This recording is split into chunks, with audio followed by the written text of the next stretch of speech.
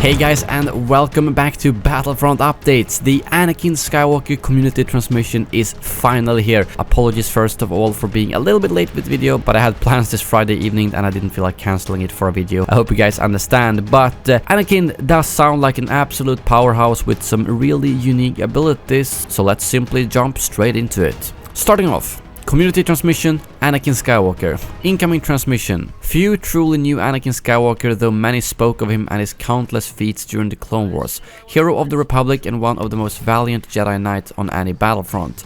Anakin's story is one of tragedy and longing, but also one of hope and love. His power and skill were virtually unmatched, though his overconfidence and anger could get the better of him. Even still, when innocent people were in danger, he would never hesitate to put his life on the line to save them. When his friends needed his help, he wouldn't abandon them, until someone plays him in Heroes vs Villains and rushes straight in and dies, like with Luke Skywalker. With the arrival of the Chosen One comes one of the strongest light side heroes in Battlefront 2. Anakin's ability to unleash a barrage of fast, devastating attacks is unlike any other Jedi and set him on another level. While his offense is practically unmatched, his defensive capabilities aren't up to the same caliber.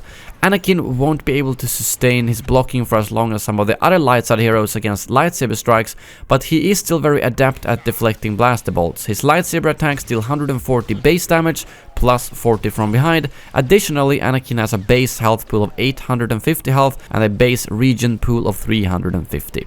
Quick to anger at times, Anakin's passionate strike is an overwhelming vertical slash that he's used in many fights during the Clone Wars to break through his enemy's guard, just as he did against Count Dooku before disarming him. Even the strongest Sith Lord's block will be rendered useless against his heavy attack, so timing it well is key to taking down opponents, as it will deal full damage against a blocking enemy. This ability deals base damage of 180 to heroes and 250 to non-heroes, and this sounds like an absolute beast of an ability, because very few other heroes have stuff to actually break someone's guard, and if you couple this with the lightsaber changes that is coming in March, I can understand why they were worried that Anakin might be really powerful, especially in Heroes vs Villains. Anakin isn't limited only to his prowess with a lightsaber. Tapping into his incredible powers with the Force, Anakin can unleash a powerful Force blast all around him, similar to what he did against the son and daughter while his friends were being held against their will. While using his heroic might, Anakin steals himself in place and focuses on concentrating the Force within him, charging the ability while taking a damage reduction of 90%. During this time, the radius for this ability will increase. However, the radius will also increase passively as Anakin funnels the damage he would otherwise take while charging up the ability. With the ever-increasing blast zone, the damage the ability deals will also increase exponentially, up to a maximum of 400 damage and a minimum of 100 to heroes and 130 to non-heroes. The radius increases by 1 meter for every 50 damage Anakin takes before the damage reduction is taken into account. When he's ready, Anakin will thrust both hands out and release his power, hitting all enemies around him. And that sounds like an absolute beast of an ability, and I can just imagine how epic that's gonna be to actually use. It might sound really powerful, but keep in mind that after a few weeks or days of use, people will probably realize that once you start charging this up, you shouldn't shoot him, you should run away or you will die. So I'm not too afraid that you will see a lot of 400 damage blasts just killing an entire team in Heroes vs Villains, but it's probably going to be something you charge up slowly to catch people off guard around the corner or something like that. However, should you wish to bring the enemy to you rather than launch them away, Pull Dominance allows Anakin to reach out and heave his enemies towards him, similarly to how we did to Barry's Offie when she betrayed the Jedi Order. Any foes caught in this attack will be ripped into the air and drop down in front of him in the range and at the mercy of his powerful lightsaber strikes. This ability does base damage of 70 to heroes and 100 to non-heroes. Some might say Anakin's strength was also his greatest weakness, as it too often went hand in hand with his rage. Unlike many other heroes, Anakin has a fourth ability, one which is darker in nature than his others. As Anakin and his allies take damage, and as he inflicts damage to his foes, his raw power will build alongside his fury. Once this ability is fully charged, Anakin will be able to release his retribution onto any enemies unlucky enough to be in range. Anakin will punish his enemies with a force choke similar to Darth Vader's ability, except this one, like Heroic Might, has a 360 area of effect and will affect all enemies in its area of effect. Upon use, the charge resets and can be built up once again. This ability does 100 damage over time to heroes and 150 to non-heroes. As his anger flows through him, Anakin takes 90% damage reduction during this ability's duration too. And my god, does Anakin sound like an absolute powerhouse. 4 abilities and all of them sound incredibly powerful. None of them sound like something that's gonna be like, meh, not worth using. If they work like intended, you're gonna be able to destroy some people. And I love the fact that both the Retribution ability and the Heroic Might ability gives you 90% damage reduction, because both of them sound like something that has very slow animations where you would realistically probably get vanguarded in the face and die in 2 seconds, but with the 90% damage reduction that will hopefully not be a problem.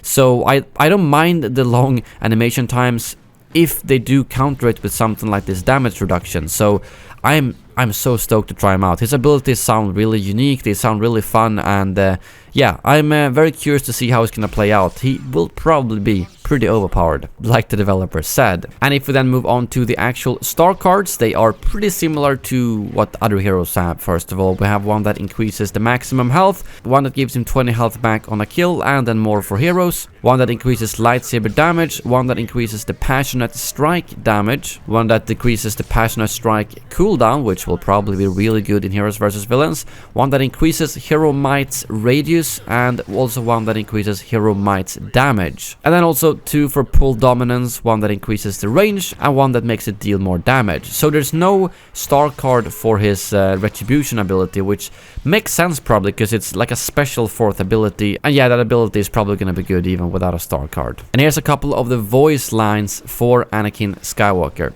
This is Skywalker on site and ready to assist. You underestimate my power. Surrender, I won't tell you again. And then to Dooku, you're going to pay for all the Jedi that you killed, Dooku. And to Grievous, what's the matter? Someone forgot to change your battery? And this is really dope. They actually have a line to Vader saying, I will not give in to you, ever. I honestly never thought we would see conversation between Anakin and Vader in this game and that Lucasfilm would allow it, but apparently they did, which is pretty awesome. And then Obi-Wan on Anakin. Why do I get the feeling you're going to be the death of me? Don't say that, Master. Sad, sad. Grievous and Anakin. I expected someone with your reputation to be a little older. General Grievous, you're shorter than I expected. And then again, Dooku and Anakin. Brave of you, boy, but I would have thought you've learned your lesson. I am a slow learner. And lastly, of course, I don't like sand. It's coarse, rough, and irritating, and it gets everywhere. This is actually based off that petition that happened months ago to get a sand line into the game, and like Ben said in this tweet, well, we got the actual petition done, we got the 5,000 signatures, and they paid up and gave us this line.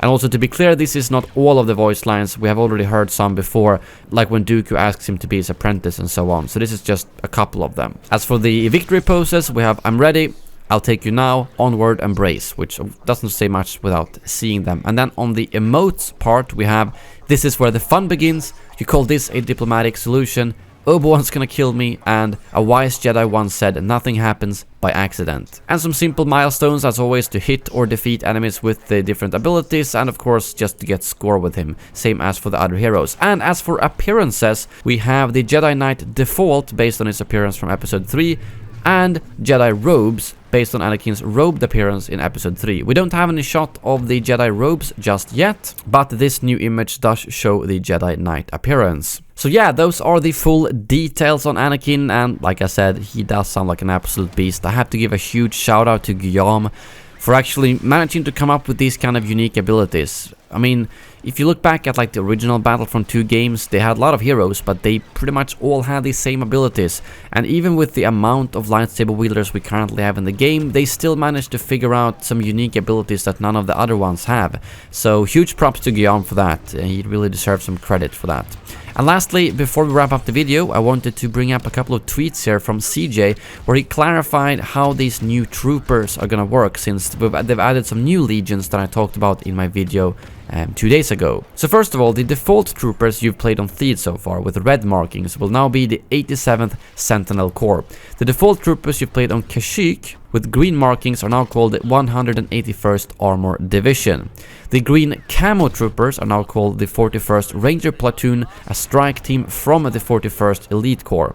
And the 41st Elite Corps follows the look from the Clone Wars series with forest green markings on their white armor, including new green markings for the Phase 2 troopers.